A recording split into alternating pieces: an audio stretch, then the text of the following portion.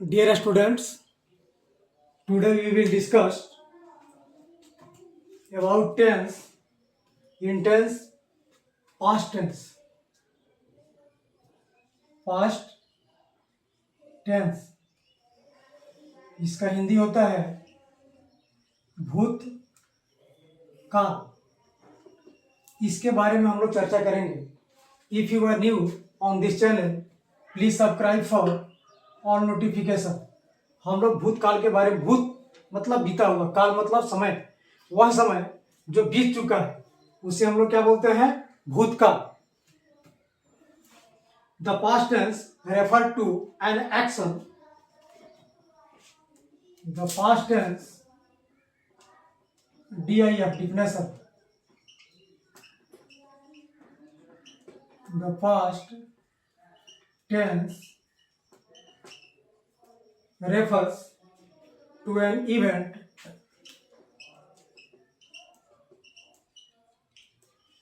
the past tense refers to an event and action that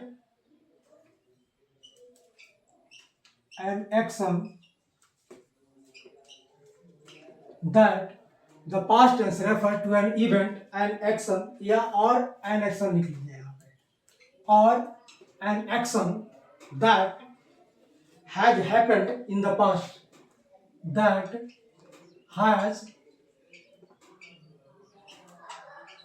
happened in the past। भूतकाल की घटनाओं और भूतकाल के कार्य के बारे में वर्णन करता है past tense.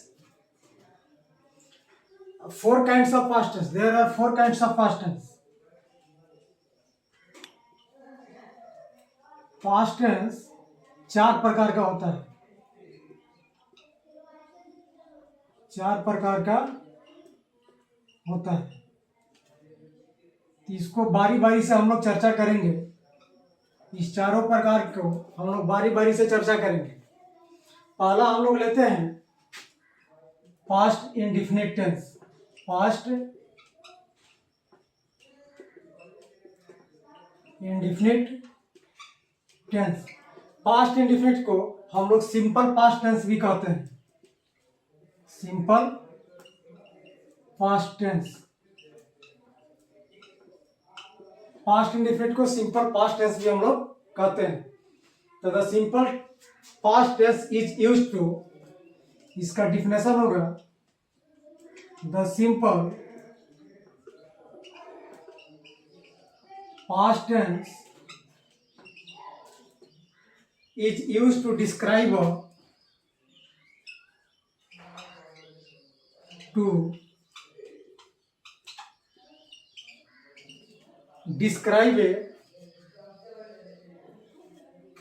completed, describe a completed activity that happened in the past. Describe a completed activity happened in the past. Happened in the past.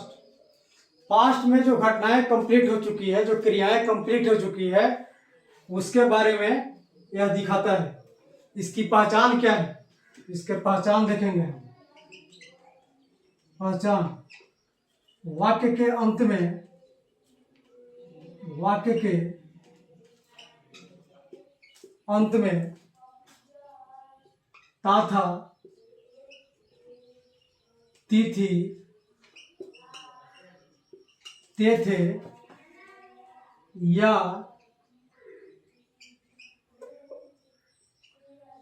ई लगा रहता है।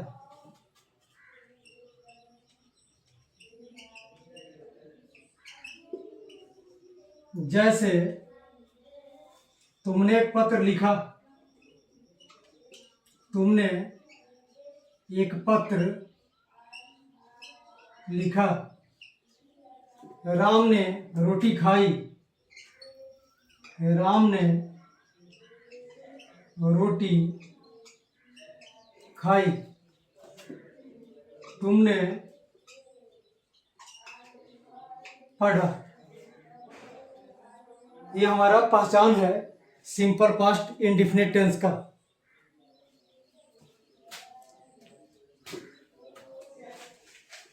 अब हम लोग इसके रूल को देखेंगे, कैसे इसके नियम हैं, जिस नियम के तहत हम लोग पढ़ेंगे स्ट्रक्चर, जिस स्ट्रक्चर की सहायता से हम positive sentence, negative sentence, interrogative sentence, negative interrogative sentence, इन सभी हिंदी वाक्यों को हम लोग अंग्रेजी में ट्रांसलेट करेंगे। अफर्मेटिव सेंटेंस बोलिए या पॉजिटिव सेंटेंस बोलिए।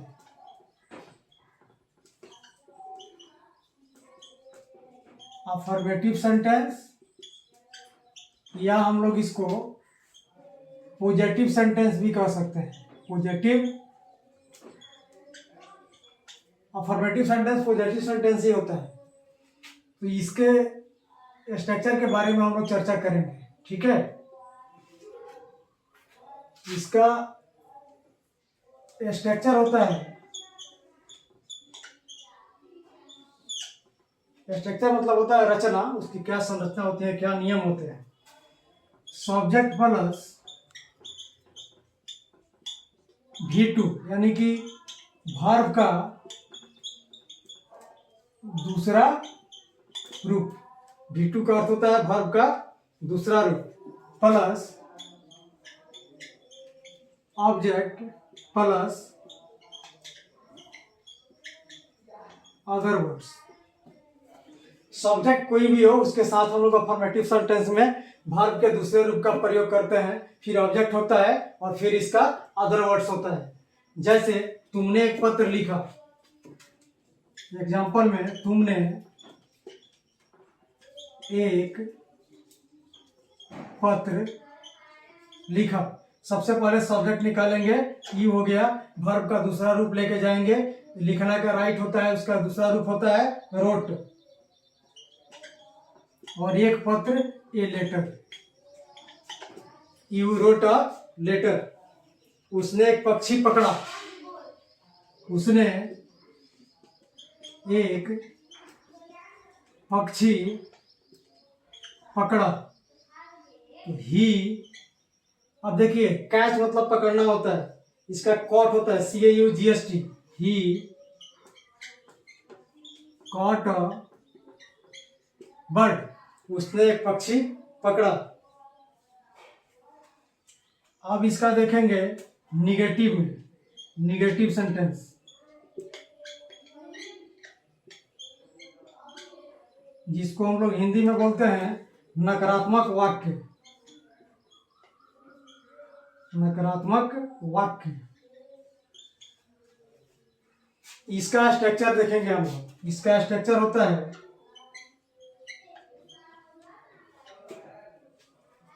Subject plus did not plus, इसमें वर्ब का पहला रूप आता है। इस टेंस के सिर्फ अफर्मेटिव में वर्ब के दूसरे रूप का प्रयोग होता है, नहीं तो निगेटिव में इसका वर्ब वन, इंट्रोगेटिव में वर्ब वन, बाकी जो भी है इसका प्रयोग होता है वर्ब के पहले रूप का। तो subject plus did not plus V1 plus object plus other words. इसका हम लोग एग्जांपल लेते हैं। उसने पाठ याद नहीं किया, एग्जांपल, उसने पाठ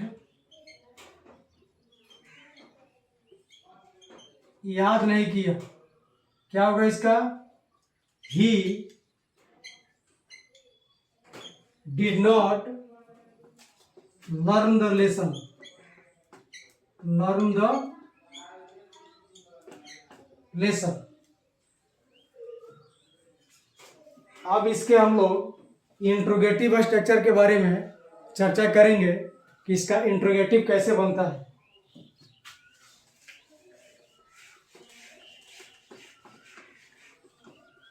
ये सिर्फ आपको स्ट्रक्चर याद रखना है, स्ट्रक्चर के हिसाब से ही हमारा जो भी ट्रांसलेशन है इस टेंस का बनेगा।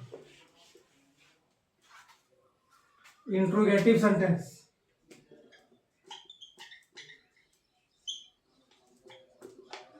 Interrogative sentence. इसका होता है प्रश्नवाचक वाक्य। प्रश्नवाचक वाक्य। इस वाक्य में क्या, क्यों, कैसे, ये सब चीजें लगी हुई होती है। इसका होता है स्ट्रक्चर इसमें डीड पहले, डीड प्लस सब्जेक्ट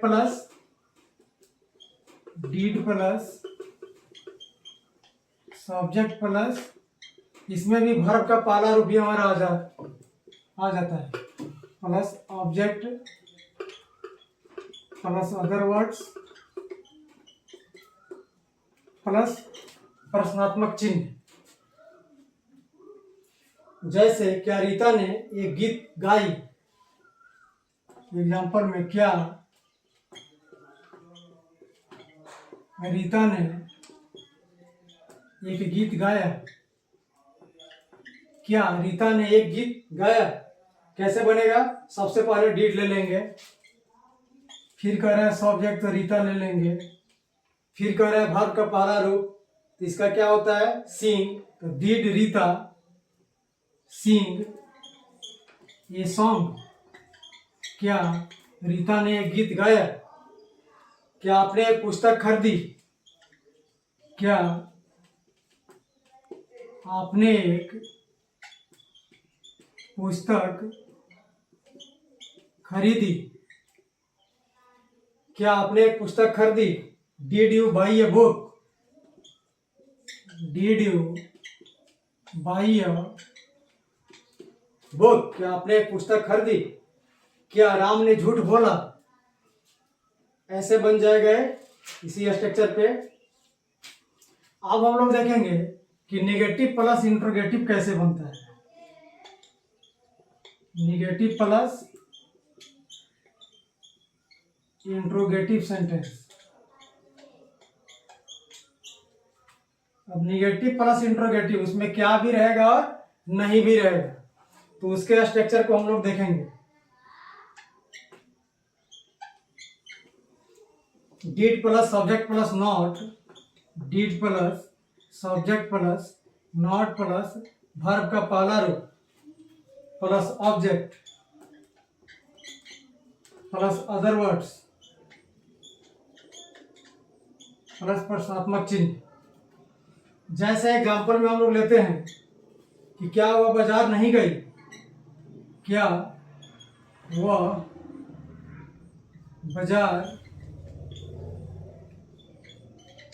नहीं गई। Did she not go to the market. Did she not go to the market. क्या वो बाजार नहीं गई। क्या आपने मेरी प्रतीक्षा नहीं की। क्या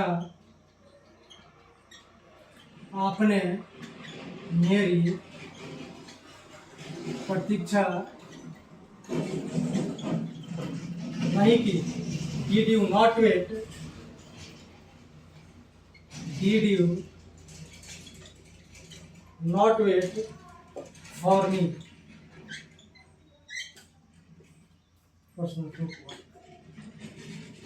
ये हमारा हो गया नेगेटिव इंट्रोगेटिव सेंटेंस। अब हम लोग WH क्वेश्चन कैसे बनाते हैं। इंट्रोगेटिव सेंटेंस का ये पार्ट होता है जिसमें क्या हमारा, क्यों, कैसे, ये सभी जो है बीच में आते हैं।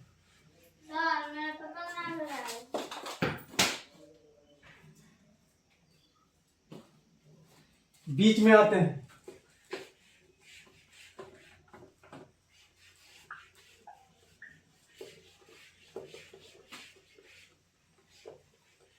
इसको हम लोग देखेंगे, इसको हम लोग बोलते हैं WH questions.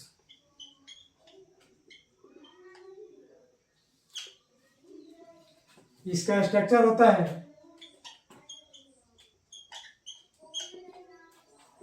WH words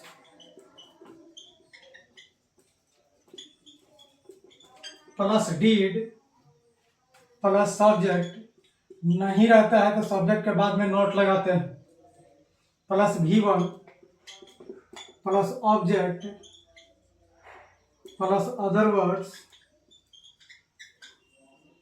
plus प्रश्नात्मक चिन्ह। जैसे तुम स्कूल क्यों नहीं गए, एग्जाम्पल में तुम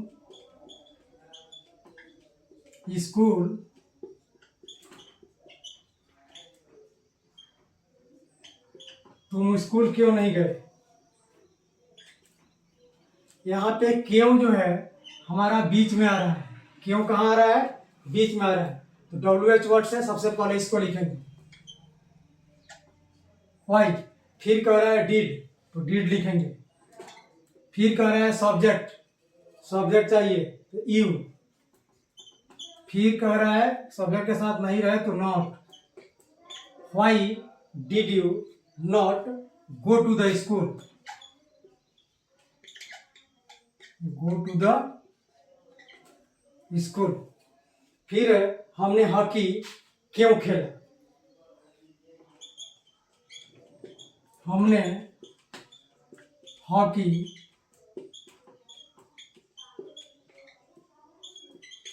क्यों खेला, तो वाई डिड वी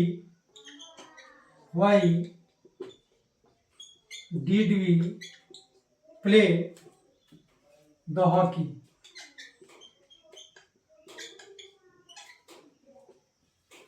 उसने अंग्रेजी क्यों पढ़ाया, उसने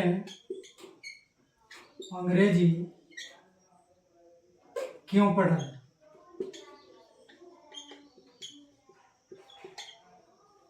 Why did he learn the English? Why did he learn the